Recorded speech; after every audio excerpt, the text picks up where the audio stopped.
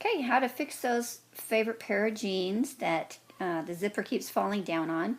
Get yourself a stiff rubber band, and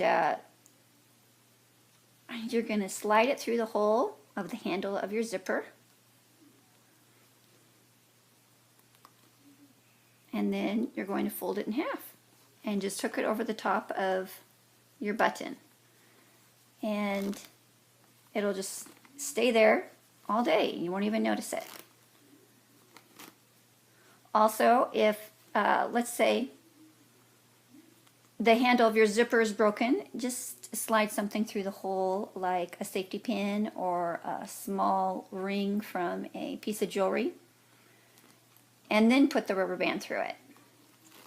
And then you're good to go for, that one day that you wanted to wear those jeans and forgot they were broke, and you're good to go till you find your next favorite pair.